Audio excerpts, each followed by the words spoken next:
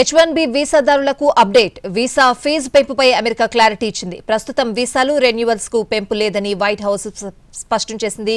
కొత్త వీసాకి $1,00,000 ఫీజు వర్తిస్తుందని తెలిపింది. 2025 లాటరీ వీసాలకు కూడా పాత ఫీజులే వర్తిస్తాయని చెప్పింది. $1,00,000 ఫీజుపైన క్లారిటీ ఇచ్చింది వైట్ హౌస్. $1,00,000 ఫీజు జీవిత కాలానికి ఒక్కసారి చెల్లిస్తే చాలంది. అమెరికా విడిచి వేరే దేశాలకు వివిధ పనుల కోసం వెళ్లిన H1B వీసాదారులు హడావిడిగా అమెరికా తిరిగి వెళ్లాల్సిన అవసరం లేదని క్లారిటీ ఇచ్చింది.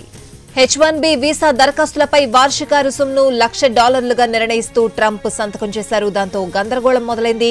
H1B వీసాదారులంతా వెనక్కి రావాలని కంపెనీలు మెయిల్స్, కాల్స్ చేస్తూ ఉండడంతో విమానాశ్రయాలకు పరుగులు తీశారు. దీంతో అమెరికాకు టికెట్ల ధరలు 3 రెట్లు పెరిగాయి. తమ ఉద్యోగులను అమెరికాలోనే ఉండాలని ఆదేశించింది మైక్రోసాఫ్ట్. H4 వీసాదారులు కూడా అమెరికా వెలుపలకి వెళ్లవద్దని సూచించింది. తీవ్ర గందరగోళం నెలకొనడంతో క్లారిటీ ఇచ్చింది అమెరికా. H1B వీసాకు సంబంధించి అమెరికా కొత్త నిబంధనలపై భారత్ స్పందించింది. ఇది ఇరు దేశాల్లో సంస్థలను ప్రభావితం చేస్తుందని విదేశాంగ శాఖ తెలిపింది. ఎన్నో కుటుంబాలకు ఇబ్బందికర అంశమని ఈ పరిణామాలను అధ్యయనం చేస్తున్నాయని తెలిపింది.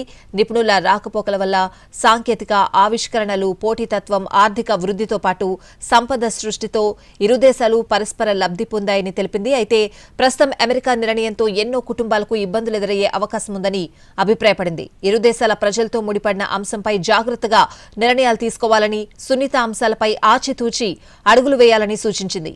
1990లో అత్యంత నైపుణ్యం కలిగిన విదేశీ నిపుణుల కోసం H1B వీసా తీసుకొచ్చారు. H1B వీసాదారుల్లో భారత్ 71% వాటా కలిగి ఉండగా చైనా 11.7% వాటా కలిగింది. వీటిని 3 నుంచి 6 ఏళ్ల మధ్య కాలానికి మంజూరు చేస్తారు. దీంతో ఈ వీసాను ఉపయోగించుకుని ఎంతో మంది విదేశీ నిపుణులు అమెరికాలోకి ప్రవేశించి ఉన్నత ఉద్యోగాల్లో స్థిరపడ్డారు. ప్రస్తుతం H1B వీసా దరఖాస్తుదారులకు లాటరీ విధానం ఉంది. ముందుగా లాటరీ దరఖాస్తుకు సాధారణ ఛార్జీలు కట్టాల్సి ఉంటుంది. లాటరీలో ఎంపికైతే అదనపు ఛార్జీలు చెల్లించాలి. చాలా సందర్భాల్లో కంపెనీలే వీసా ఛార్జీలను భరిస్తాయి. తాజాగా తీసుకున్న నిర్ణయం కంపెనీలకు పెను భారంగా మారనుంది.